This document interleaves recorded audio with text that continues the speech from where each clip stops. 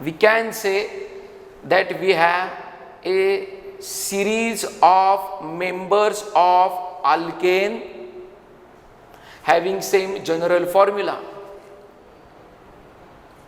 आता पुढं असे की हे दोन जे मॉलिक्युलर फॉर्म्युला मी कन्सिडर केलेत, या दोन्ही मॉलिक्युलर फॉर्म्युला मध्ये जर का मी डिफरन्स बघितला तर या दोन मॉलिक्युलर फॉर्म्युल्यामध्ये एक कार्बन ॲड केला तेव्हा मला नेक्स्ट मॉलिक्युलर फॉर्म्युला मिळाला. म्हणजे दोन कॉन्झिक्युटिव्ह मेंबर्समध्ये मी काय डिफरन्स आहे ते बघायचा प्रयत्न करतोय. I am trying to observe the difference in molecular formulae between the two consecutive members. लगतचे जे दोन सिरीज मधले अल्केनच्या सिरीज मधले लगतचे दोन मेंबर्स आहेत त्यांच्यामध्ये काय फरक आहे ते मी काढायचा प्रयत्न करतोय. अल्केनच्या सिरीज मधले जे दोन मेंबर्स आहेत त्या मेंबर्सच्या मॉलिक्युलर फॉर्म्युल्यामध्ये काय डिफरन्स आहे हे काढायचा मी प्रयत्न करतोय. म्हणजे इकडून इकडे जाताना लक्षात येते एक कार्बन वाढलाय म्हणून सी लिहिलाय. हायड्रोजन किती वाढले? Okay, how many hydrogens I am adding into this molecular formula so that I will get the molecular formula of the next member. How many hydrogens I am adding? That is 2. That means CH2. So I can consider that two consecutive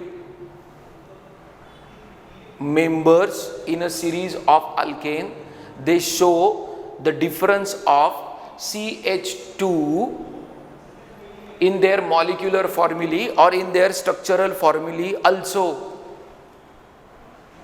म्हणजे अल्केनच्या series मध्ये दोन जे consecutive member आहेत त्या दोन consecutive मेंबरच्या molecular फॉर्म्युल्यामध्ये आणि structural फॉर्म्युल्यामध्ये कितीचा फरक आहे तर CH2 ग्रुपचा फरक आहे. माफ करा, CH2 ग्रुपचा फरक आहे. CH2 ग्रुपला मिथिलीन ग्रुप असं म्हणतात. मिथिलीन ग्रुप असं म्हणतात. आता आपण पुढचे दोन मेंबर कन्सिडर करू. म्हणजे इथेन नंतर कोण येतो तर प्रोपेन. मी सांगतो कॉन्झिक्युटिव्ह मॉलिक्युल्स किंवा कॉन्झिक्युटिव्ह मेंबर्स कन्सिडर करायचे. इकडे इथेन आहे आणि इकडे प्रोपेन आहे. मी मिथेन आणि प्रोपेन मध्ये कंपॅरिझन करत नाहीये, मी इथेन आणि प्रोपेन मध्ये कंपॅरिझन करतोय. परत एकदा, मी मिथेन आणि प्रोपेन मध्ये कंपॅरिझन करत नाहीये, मी इथेन आणि प्रोपेन मध्ये करतोय. मिथेन आणि इथेन मध्ये ऑलरेडी मी केलेली आहे कंपॅरिझन आणि मला कळलं की दोन मॉलिक्युलर फॉर्म्युलामध्ये मिथिलीन ग्रुप एवढा किंवा CH2 एवढा डिफरन्स आहे. ओके, आता आपण इथेन आणि इथेन आणि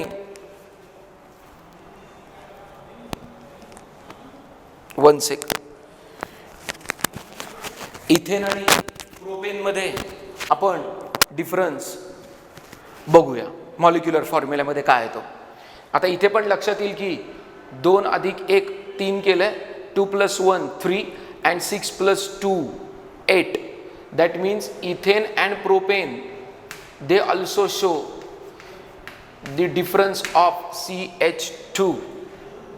Okay, now we will compare propane and butane. Please note, I am considering again consecutive members. In that again we have the difference of CH2,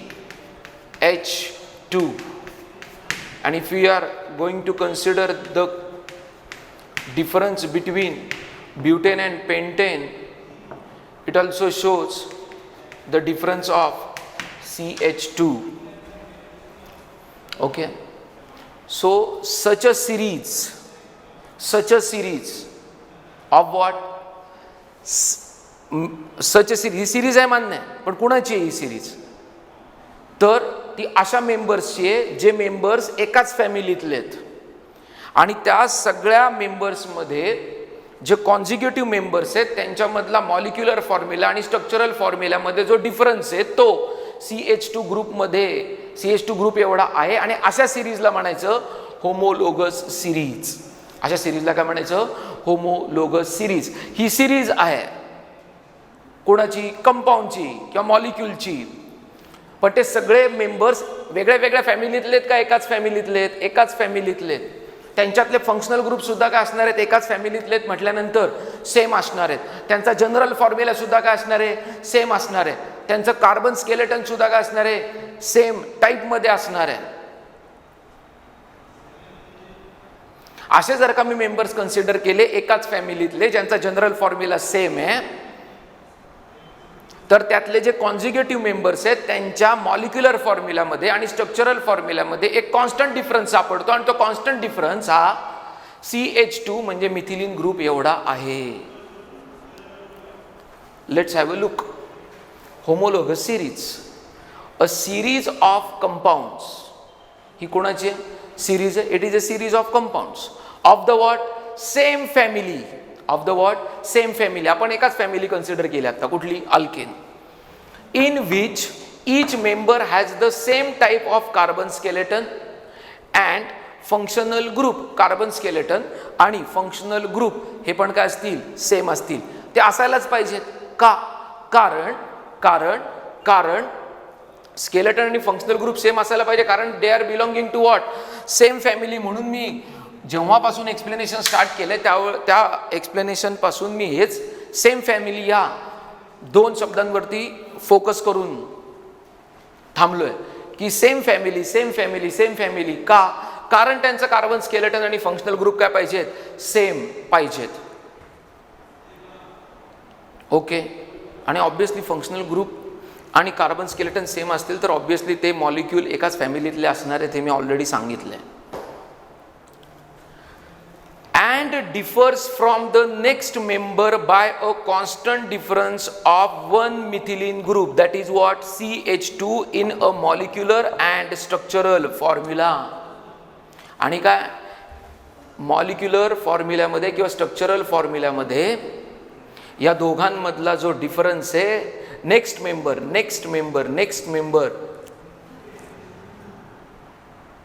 हा जो डिफरन्स आहे next मेंबरशी compare केल्यानंतर तो difference किती येणार आहे? एका मिथिलीन ग्रुप एवढा येणार आहे. म्हणजे कोणा एवढा येणार आहे? CH2 एवढा येणार आहे. परत एकदा बघा, होमोलोगस सिरीज म्हणजे काय? It is a series of compounds of the same family in which each member has the same type of carbon skeleton and functional group and differs from the next member by a constant difference of one methylene group in a molecular and structural formula. I hope so सगळ्यांना कळलं असेल मी काय म्हणतोय ते. मी अगोदर example दिले आणि मग डेफिनेशन सांगितले, त्यामुळे अजून चांगलं समजलं असेल असं मी समजतो. एक लक्षात घ्या, सेम फॅमिलीचा अर्थ मी सांगितला कार्बन स्केलेटन आणि फंक्शनल ग्रुप सेम पाहिजे. ओके. आणि दुसरं मी सांगितलं की जे कॉन्झिक्युटिव्ह मेंबर्स आहेत त्यांच्यातला डिफरन्स CH2 पाहिजे. हे 3 महत्त्वाचे मुद्दे आहेत या डेफिनेशनमध्ये. आणि अशी जर का सिरीज सापडली तर त्या सिरीजला आपण म्हणणार आहे होमोलोगस सिरीज. आणि या होमोलोगस सिरीजमध्ये जे काही ईच मेंबर आहेत या सगळ्या प्रत्येक मेंबरला म्हणायचं होमोलोग्यू.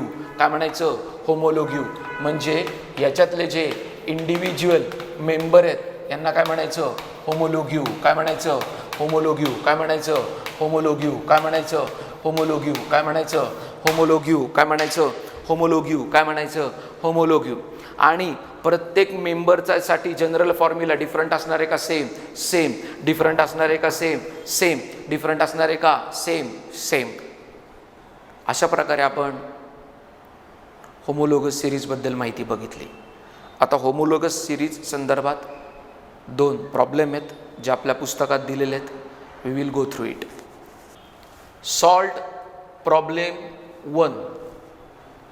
alkanes constitute a homologous series of straight chain saturated hydrocarbons. Alkanes मध्ये काही स्ट्रक्चर मध्ये स्ट्रेट चेन असते आणि त्याच मॉलिक्युलर फॉर्म्युलासाठी कधी कधी ब्रांच्ड चेन सुद्धा मिळते. परत एकदा नीट ऐकायचं. अल्केनच्या केसमध्ये कधी कधी कार्बन स्केलेटन एकाच मॉलिक्युलर फॉर्म्युलासाठी स्ट्रेट चेनच्या रूपात असतं. त्याचबरोबर कधी कधी कार्बन स्केलेटन हे ब्रांच्ड चेनच्या रूपात सुद्धा असू शकतं. म्हणजे कसं तर इस्पेशली हायर अल्केनच्या केसमध्ये समजा आपण ब्युटेन कन्सिडर केला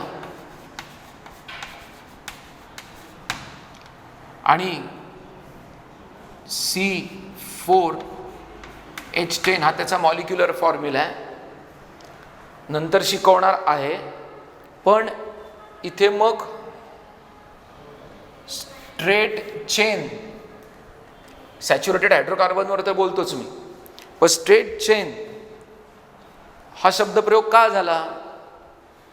Y we had placed that term over there, that is I am explaining. If we consider the molecular formula of butane C4H10, we have 4 carbons आणि मॉलिक्युलर फॉर्म्युलावरनं मी स्ट्रक्चर काढायला पण शिकवलेत. Rather structure कसे काढायचे ते शिकवले. आता मी molecular फॉर्म्युलावरनं structure कसं काढायचं ते पण शिकवतो. तो कदाचित या प्रश्नाच्या उत्तराचा भाग नाही आहे, पण आपल्याला काही गोष्टी शिकायच्या आहेत मी सांगितलं, आणि त्या जर का त्या संदर्भानुसार शिकल्या तर त्या जास्त लक्षात राहतात, म्हणून मी याच्याबद्दल बोलतोय.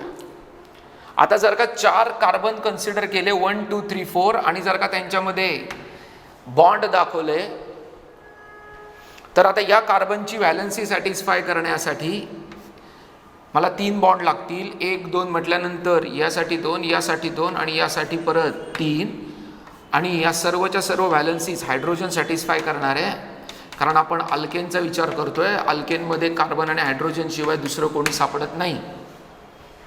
आता तुमच्या लक्षात येईल 1 2 3 4 C4 आणि H10 1 2 3 4 5 6 7 8 9 10 ही स्ट्रेट चेन झाली. जर का याला कंडेन्स्ड फॉर्म्युलाच्या रूपात, मी आत्ता डॅश फॉर्म्युलाच्या रूपात लिहिलं, कंडेन्स फॉर्म्युलाच्या रूपात लिहायचं म्हटलं तर CH3 CH2 CH2 CH3 असं जर का मी कन्सिडर केलं तर लक्षात येईल ही स्ट्रेट चेन आहे. पण याच मॉलिक्युलर फॉर्म्युलासाठी मी आता अजून एक स्ट्रक्चर ड्रॉ करू शकतो. मी 3 कार्बन लाईनमध्ये कन्सिडर केले आणि 1 कार्बन मी असा कन्सिडर केला, तर याची व्हॅलन्सी सॅटिस्फाय करायला 3 हायड्रोजन पाहिजेत, याची व्हॅलन्सी सॅटिस्फाय करायला 1च हायड्रोजन पाहिजे, या कार्बनची व्हॅलन्सी सॅटिस्फाय करायला परत 3 हायड्रोजन पाहिजेत, या कार्बनची व्हॅलन्सी सॅटिस्फाय करायला परत 3 हायड्रोजन पाहिजेत. याच्यापासून जर का मी कंडेन्स्ड फॉर्म्युला तयार केला तर मला फॉर्म्युला मिळतो CH3 CH3 CH आणि काय CH3. आता लक्षात घ्या, जर का मॉलिक्युलर फॉर्म्युला नाही, सॉरी स्ट्रक्चरल फॉर्म्युला, कंडेन्स्ड फॉर्म्युलाच्या साहाय्याने मी स्ट्रक्चर ड्रॉ केलं, दिसतंय सगळ्यांना. आता बघा लक्षात येईल की 1 2 3 4 म्हणजे C4 आणि 3 + 3 + 3 9 + 1 10. That means from this particular molecular formula I have 2 structures. Number 1 which is in the form of chain, and number 1 which is in the form of straight chain, and number 2 is in the form of branched chain. आता हा जो CH3 हा त्या straight चेनचा भाग नाही, तो branching म्हणून उपस्थित झाला आहे. This particular CH3 is present over there as a branch. म्हणजे हा स्ट्रेट चेन आहे आणि हा ब्रांच आहे. परत एकदा, हा स्ट्रेट चेन आहे, हा ब्रांच आहे. परत एकदा, हा स्ट्रेट चेन आहे आणि हा ब्रांच आहे. इकडे स्ट्रेट चेन आपल्याला ब्युटेन मिळतो, ब्रांच्ड ब्युटेन आहे. नावं वेगळी आहेत, याचं नाव वेगळं आहे, याचं नाव आयसोब्युटेन आहे. पण परत एकदा मी नेमिंग अजून सांगितलंच नाही. मी अजून सगळा जो खेळ सांगतो तो सगळा स्ट्रक्चरला धरून सांगतोय. म्हणजे मला काय सांगायचं आहे की या एकाच मॉलिक्युलर फॉर्म्युलापासून मला स्ट्रेट चेन पण मिळू शकते आणि ब्रांच चेन पण मिळू शकते. मग इकडे होमोलोगस सिरीज कन्सिडर करताना असे जे हायर अल्केन आहेत त्याचा कुठल्या स्ट्रक्चरचा विचार करण्यात आलाय, तर स्ट्रेट चेनवाल्या हायड्रोकार्बनचा विचार करण्यात आलेला आहे. आता ते सगळे अल्केन आहेत म्हटल्यानंतर ते सॅच्युरेटेडच असणार हायड्रोकार्बन्स असणार आहेत, म्हणजे त्याच्यामध्ये कुठे डबल किंवा ट्रिपल बॉन्ड दिसणार नाहीये, आपल्याला सगळीकडे सिंगल बॉन्ड दिसणार आहे. म्हणजे तुम्ही जर का C4H10 ला गेले तर स्ट्रक्चर ड्रॉ करताना एखादा विद्यार्थी कन्फ्यूज होऊ शकतो, ज्यांनी ऑलरेडी काहीतरी वाचलंय तो कन्फ्यूज होऊ शकतो की सर स्ट्रेट चेन बद्दल बोलतात का ब्रांच बद्दल. तर आता त्यांनीच आपल्याला सांगितले प्रश्नामध्ये की alkane constitutive homologous series of straight chain saturated hydrocarbons, म्हणजे स्ट्रेट चेनचा विचार करा. Write down the structural formulae of the first 5 homologues of the series. आता स्ट्रक्चरल फॉर्म्युले ड्रॉ करताना प्रॉब्लेम आहे. या दोघांसाठी मॉलिक्युलर फॉर्म्युला सेमच आहे C4H10, पण स्ट्रक्चर ड्रॉ करताना हे स्ट्रक्चर ड्रॉ करायचं का हे स्ट्रक्चर ड्रॉ करायचं ही आपल्या समोरची समस्या आहे. तर ती समस्या त्यांनी प्रश्नामध्ये काढून टाकली. त्यांनी सांगितले की आम्ही तुम्हाला already we had mention that you have to consider the structures which are in the form of straight chain and not in the form of branch chain. परत एकदा मी सांगितलं हे हायर अल्केनसाठी, म्हणजे ज्यांचा कार्बन नंबर जास्त आहे. लोअर अल्केनसाठी अशा प्रकारचे वेगळे वेगळे स्ट्रक्चर एकाच मॉलिक्युलर फॉर्म्युलासाठी शक्यतो मिळणारच नाहीत. Okay, let us go for the structures.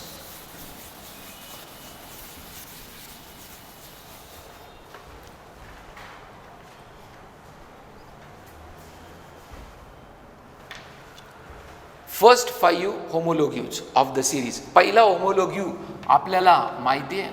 First homologue we know and that first homologue is methane. Okay, that is CH4 आणि या बाजूला मी स्ट्रक्चरल फॉर्म्युला लिहिणार आहे आणि इकडे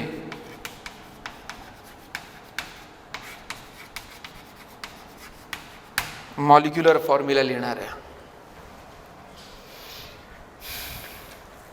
पुढे आता जर का मला सेकंड होमोलोग्यूकडे जायचं असेल आणि मी ऑलरेडी डिक्लेअर केले की मी अल्केन कॉन्स्टिट्यूटिव्ह होमोलोगस सिरीज म्हणजे अल्केनसाठीची होमोलोगस सिरीज कन्सिडर करतोय, तर आपल्याला ऑब्विसली माहिती आहे की पुढचा जो होमोलोग्यू आहे, सेकंड होमोलोग्यू जो आहे तो बाय ॲडिशन ऑफ CH2 मिळणार आहे.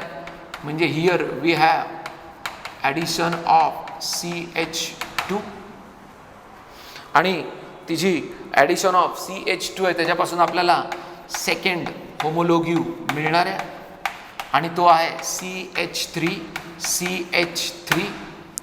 ज्याचं नाव आहे इथेन.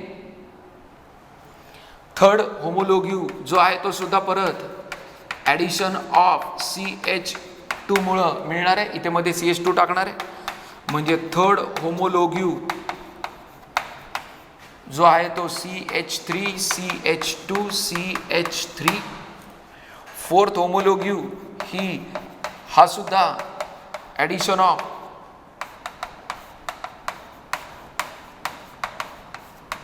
CH2 ग्रुपमुळे मिळणार आहे आणि ज्याचं स्ट्रक्चर आहे CH3 अँड द फिफ्थ होमोलोग्यू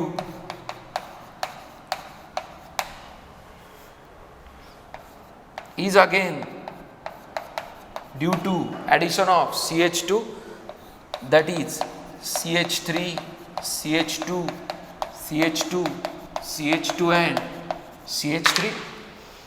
आता हे जे स्ट्रक्चर आहेत ना फोर्थ होमोलोग्यूचे आणि फिफ्थ होमोलोग्यूचे, हे मी ब्रांचच्या रूपात सुद्धा लिहू शकतो, पण ऑलरेडी आपल्याकडे कन्सिडर केलंय की आपण स्ट्रेट चेनच कन्सिडर करणार आहोत. असे आपल्याला 5 होमोलोग्यूचे स्ट्रक्चर समोर दिसतात आहे आणि यांचे जर का आता आपण मॉलिक्युलर फॉर्म्युला लिहायचे म्हटले तर अशा पद्धतीने लिहिता येतील. CH4 याचं नाव आहे मिथेन. अजून एक गोष्ट मी या प्रॉब्लेमचा आधार घेऊन शिकवणार आहे. एक कार्बन असेल तर मिथ हा प्रेफिक्स येतो. परत एकदा, एक कार्बन असेल तर मिथ हा प्रेफिक्स येतो. दोन कार्बन असतील तर आता 1 2 म्हणून C2, 3 + 3 6 C2H6.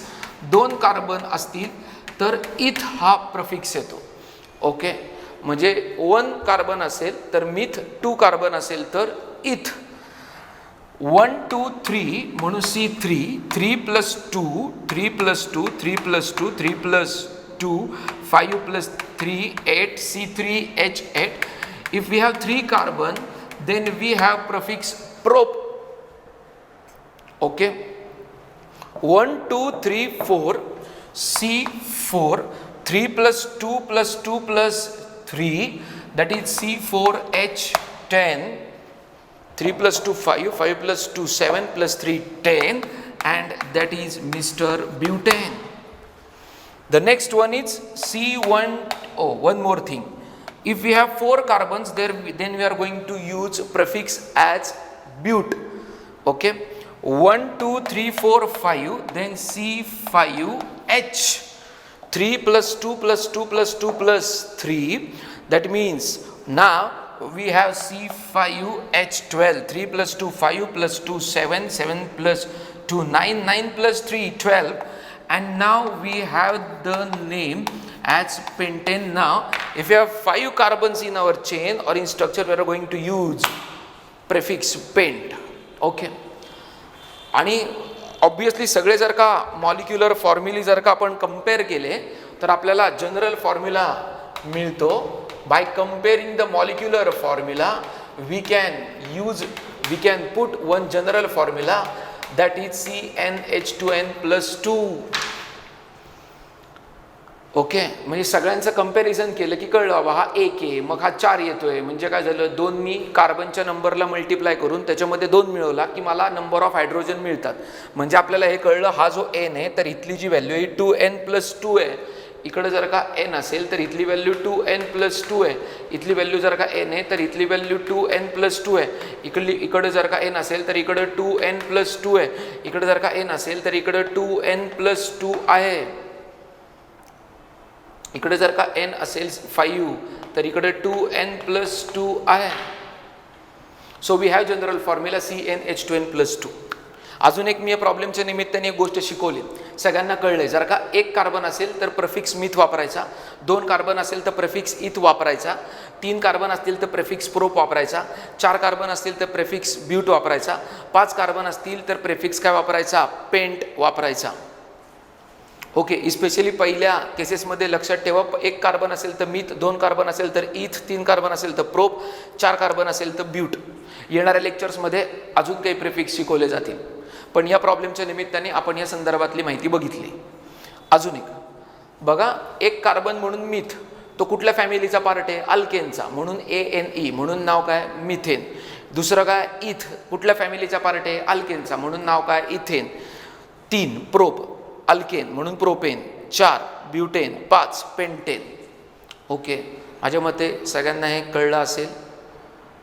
आणि आता आपण दुसरा प्रॉब्लेम बघूया. धन्यवाद.